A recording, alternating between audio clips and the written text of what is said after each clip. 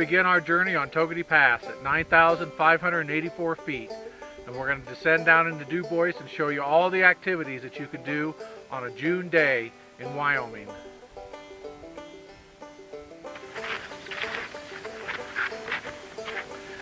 Hi, my name is Joe Brandel, Dubois, Wyoming.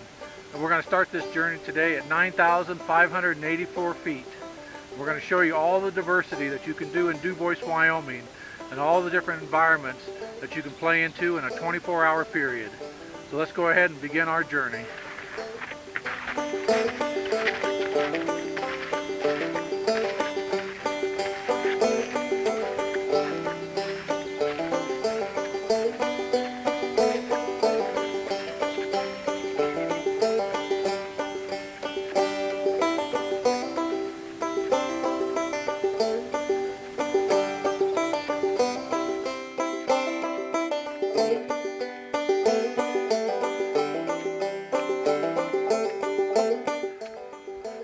I'm here at Wind River Lake.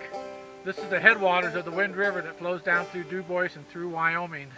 As you can see, it's still frozen over at the first part of June here, and it probably won't see open water till at least the end of the month, maybe 4th of July. But these high mountain lakes are filled with cutthroats and some rainbows, and it's a great place to camp.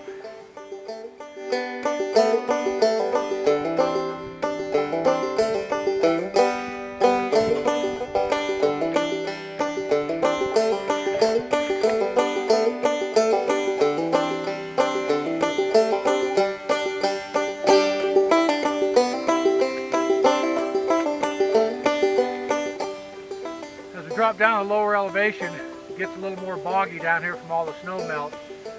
Mountains behind me are the Breccia Cliffs there. They're just above Brooks Lake Lodge, and it's really a panoramic vista here as you travel down the Togwotee Highway to Dubois. Another beautiful area to hike and camp and explore in.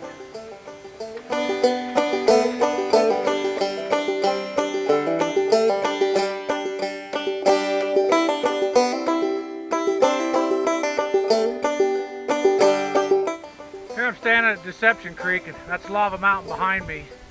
Lava Mountain got the name from it. It's an old volcano that was extinct years and years and years ago. But it's a beautiful vista here in Dubois as you travel down the Togwotee Highway into Dubois. Beautiful place in the wintertime to cross-country ski and snowshoe, and in the summer it's beautiful for camping and hiking and backpacking. So another great place to stop along the highway as you drive into Dubois.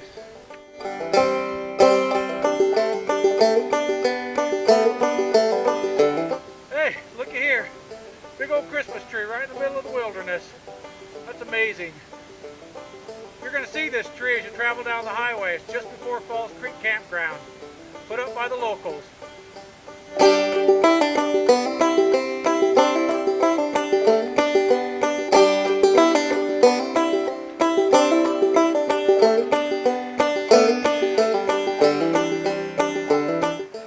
Brooks Lake Creek, pretty high right now because of all the snow melt. Behind me you can still see the Breccia Cliffs there. It's a beautiful place to, again, camp and hike and backpack in this area, and again, another place where they snowshoe and cross-country ski. I want to follow this creek on down, and then I'll show you the falls that tumble over a big rock cliff. It's a pretty amazing view.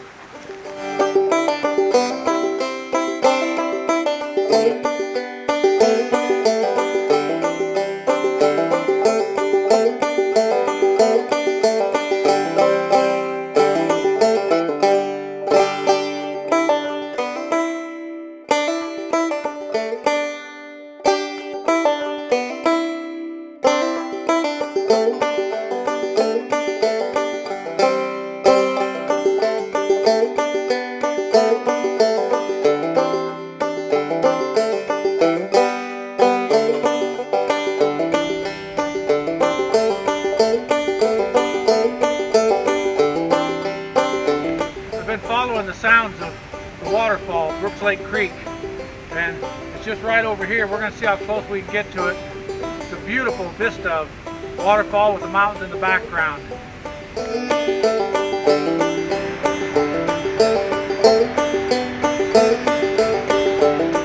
This is the falls on Brooks Lake Creek. Pretty spectacular. A lot of water going over because of the snow melt. Not a place you want to fall into.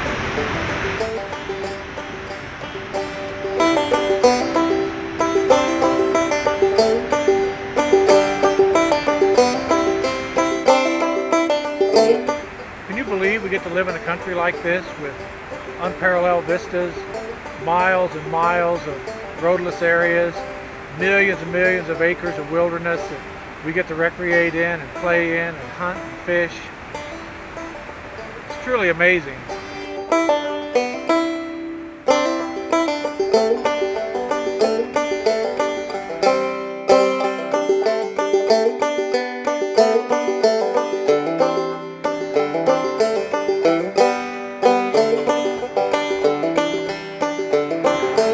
Okay, this is the next phase of my journey. We're going to go ahead and hit the whitewater here in the Wind River. Just another activity that you can do in a day of June coming off the pass. So we'll make a run down the river and see how far we get without tipping over.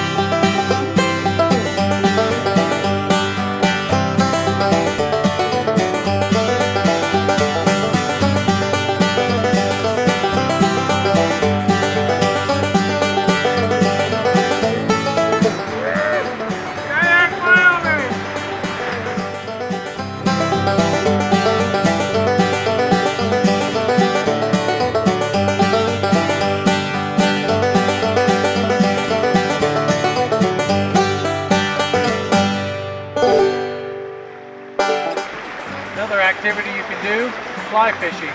You got to come down to the lower waters, and when the rivers are all blowed out with the high water, you want to fish the tailwaters of the lakes out here.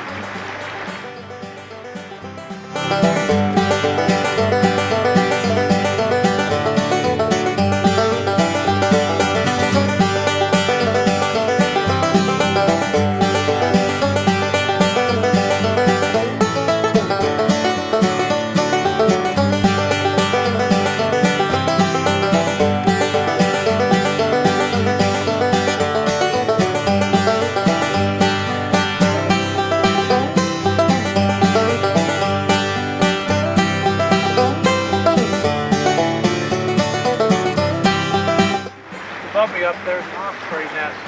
She nests there every year.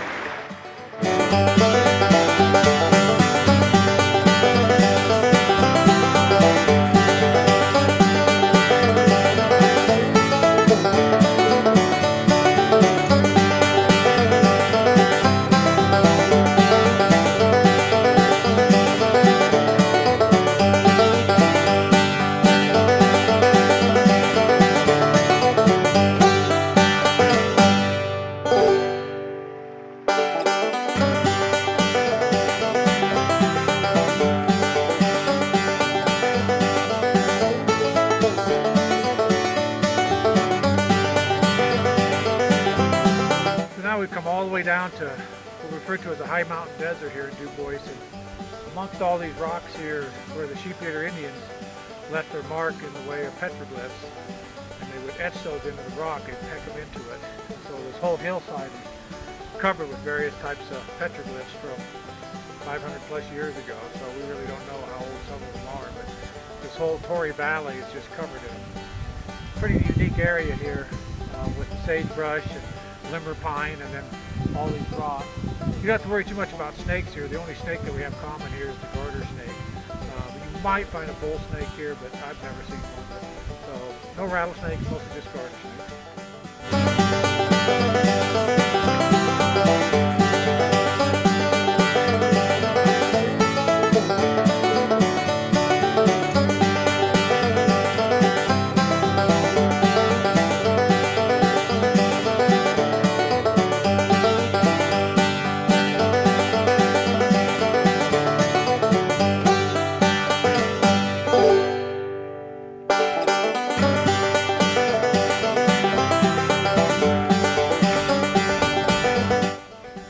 These are the petroglyphs I was telling you about. They've actually been etched into the rock here. Some people call these water spirits. There's a couple different ones with all the curls off of it, the long legs. A lot of them have 3 toes. And then this one over here has the wings on it. And again, the 3 toes. So there's just 2 on this. And it looked to be about the same time period for the depth of the rocks. You can see someone here just a little bit also.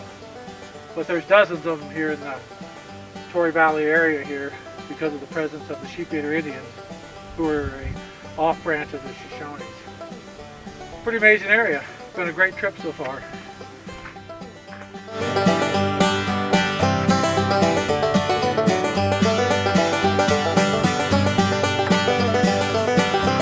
Nice and cool under here. You can see some more petroglyphs here. 2, 3 little figures right here hidden underneath this rock here.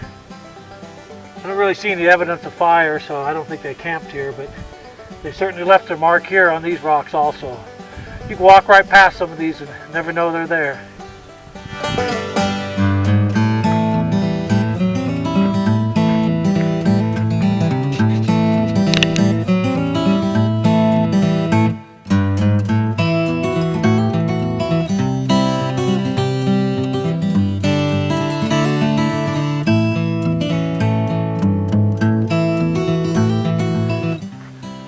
Spectacular view, isn't it? Those are the Absaroka Mountains, and I'm standing just above Tory Lake and Tory Valley here in Upper Dubois. A lot of amazing area here, mostly kind of high mountain desert for the most part. Again, a lot of sagebrush. There's 3 of these lakes here in a line. There's Tory, there's Ring, and there's Trail, and they were all formed by glaciers millions of years ago. And above those lakes, we still have 7 glaciers that are still have quite a bit of snow and ice on them. It's an amazing place to go explore here in the Dubois country. It's one of my favorite spots right here, any time of the year.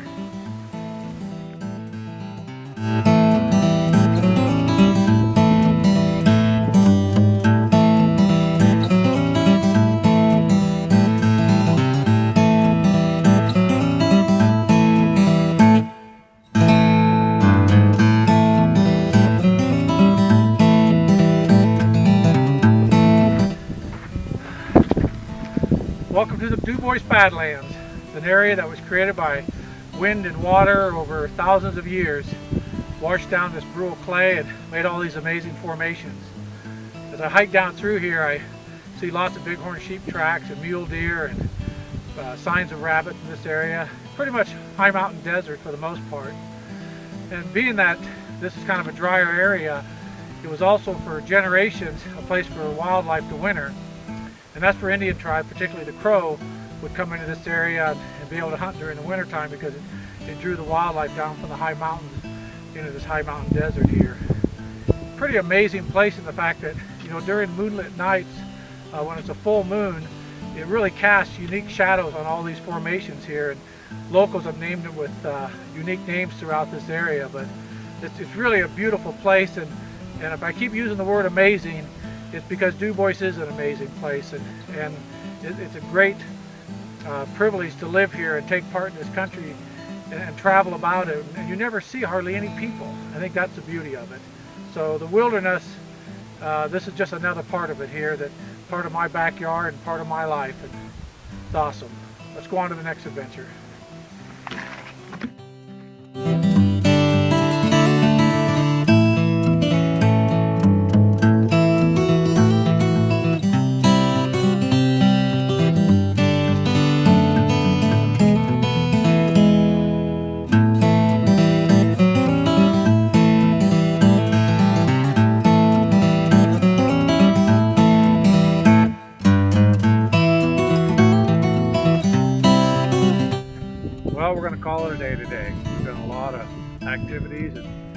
started up at the Continental Divide and worked our way down the valley of Dubois.